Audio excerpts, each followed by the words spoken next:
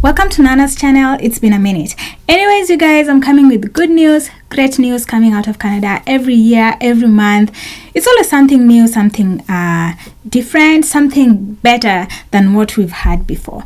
Now, May 31st, I got an email, and let me show you the email. On your screen, you'll see the email that I got from IRCC telling me that they have a new system in place. And this system is a system that is going to add on to the express entry system that is already there. They have introduced a category-based selection system. Now, this means that in addition to the usual general selection and provincial programs, they're going to add a category-based system which will ensure to invite people with specific skills to meet economic goals. In 2023, they have 6 categories from which they're going to be inviting prospective permanent residents. Now, what am I saying? I'm saying that other than the general draws that are usually there, they're also going to have skill-specific categories to invite people to become permanent residents. Now, this is good news. The question is, should I panic if I don't belong to these 6 categories? Now, watch the video to the end because I'll be answering that question at the end of this video. Now, let's get to these categories. There are 6 categories, so every year is going to be different. They're going to be doing evaluations. They're going to be inviting people through these categories, and then they're going to be re-evaluating. At the end of the year, they're going to give a report, and then based on this report, based on feedback from partners, employers, and all the stakeholders, they're going to be coming up with new categories every year. And that does not mean that the categories that are for 2023 are going to be done away with. They're going to do an evaluation of how this process has it met those economic requirements for immigration that they needed to meet. Those targets, are they met? If they are met, and if there's need for a particular skill, they're going to add that onto category-based system. And if these are working but they've not achieved the level they're expected to achieve, then they will continue with this in the next year. This is good news in that if you are in these 6 categories, whether you have low points in the express entry pool, you stand a chance to be invited to come here as a permanent resident. And that's the good news. So it doesn't matter whether you have 460. If you have 460 points, and remember the last one was 485, the last express entry draw, the minimum point that was invited was 485. Let's say you have 460. If you have 460 and you are in one of these categories, which I will mention later, let's say you have a French proficiency. You're good in French and you've done that test and you've scored a minimum of 7 in each category, that is writing, reading, and listening and speaking. If you score a minimum of 7 and you have 460 points, you stand a chance to be invited under the category-based system. That's good news, you guys.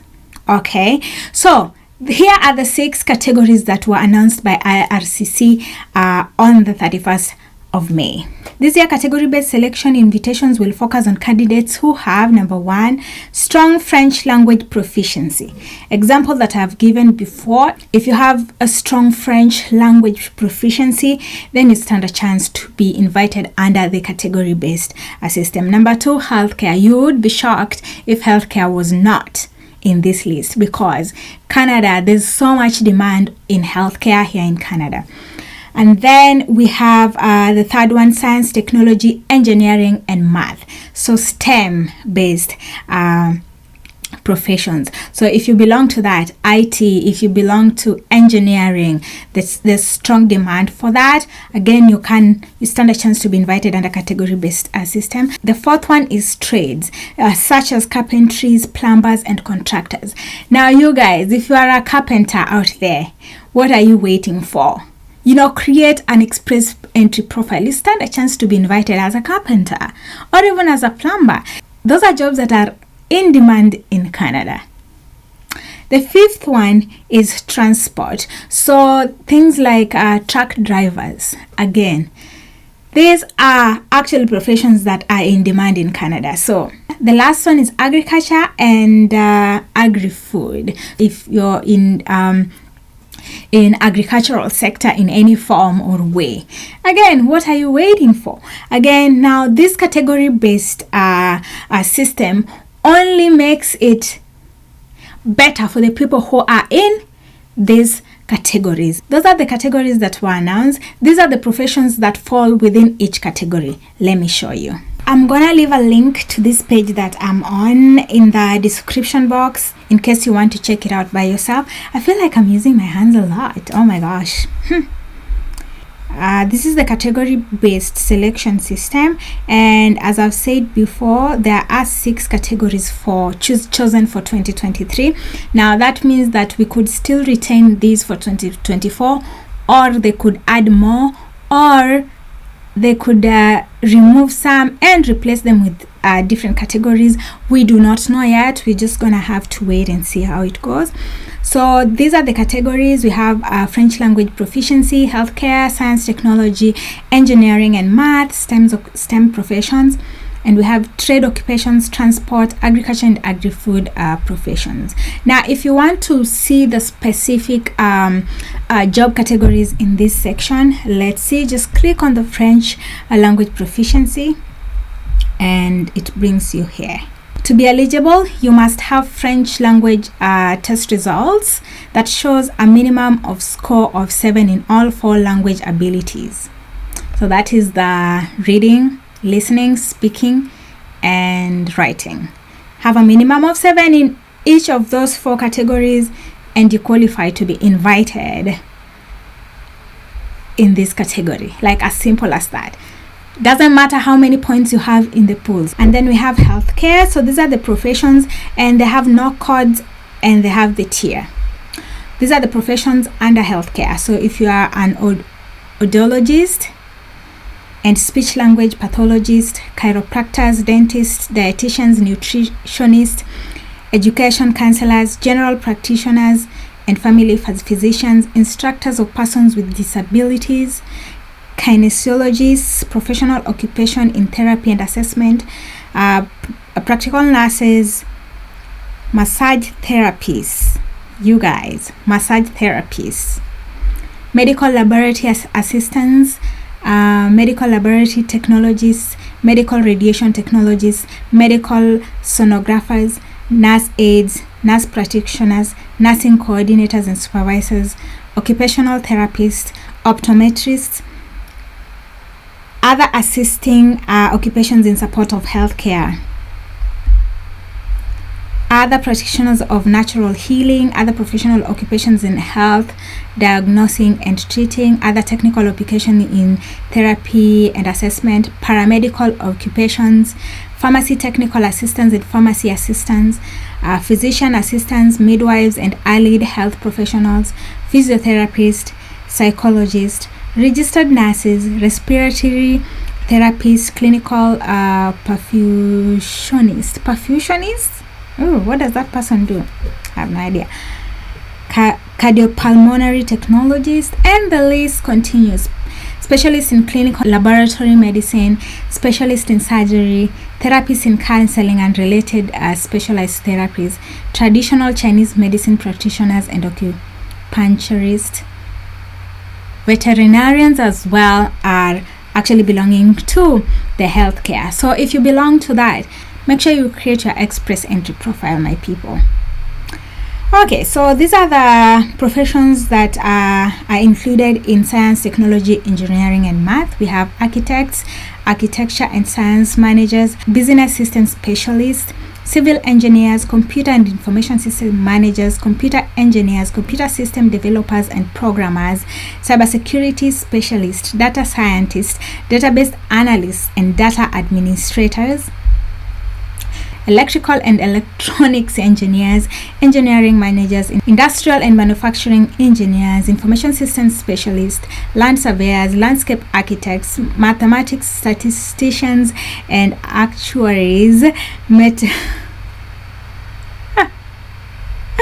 Okay, how do you pronounce that, you guys? Tell me in the comment section. Natural and applied science policy researchers, consultants, and program officers, software engineers and designers, urban and land use planners, web designers, web developers, and programmers. When you go to trade occupations, we have residential and commercial installers and services, elevator constructors and mechanics, machine fitters, heating, refrigeration, and air conditioning mechanic, construction, millwrights and industrial mechanics, carpenters, plumbers, electricians, welders, contractors and supervisors, other construction trade installers, repairers, and services. Now, when you go to transport occupations, these are the professions that are part of that. So we have aircraft assemblers and aircraft assembly inspectors, transport truck drivers, railway traffic controllers, engineer officers, water transport, deck officers, water transport, air traffic controllers and related occupations, air pilots, flight engineers and flying instructors, aircraft mechanics and aircraft inspectors, railway carmen, stockwomen, managers in transportation. All right, and when you go to agriculture and agri-food occupations, we have contractors and supervisors, landscaping, grounds maintainers and horticultural services, contractors and supervisors, landscaping, grounds maintenance and horticulture services.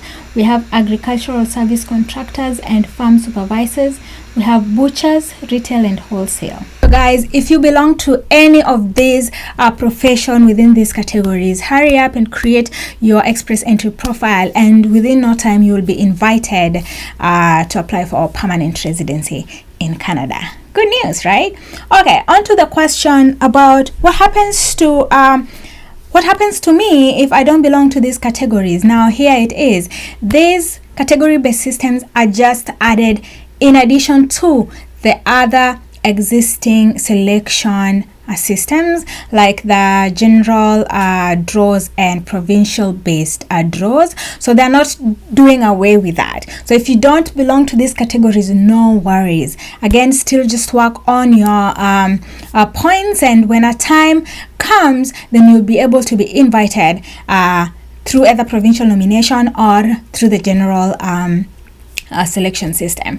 The only thing that might be a worry is that the points might go higher just because now they've introduced this, but again, we are not sure about that. We just have to wait and see how it goes. Now the next draw is the next, whereby we're gonna see how this category based system plays out. So you guys, that's all good news coming from Canada, and I hope you guys have created your express entry profiles just to be ready. Anyways, thank you so much for always clicking on Nana's channel, and I really do appreciate you guys who have been here through thick and thin. See you in my next video. Bye bye.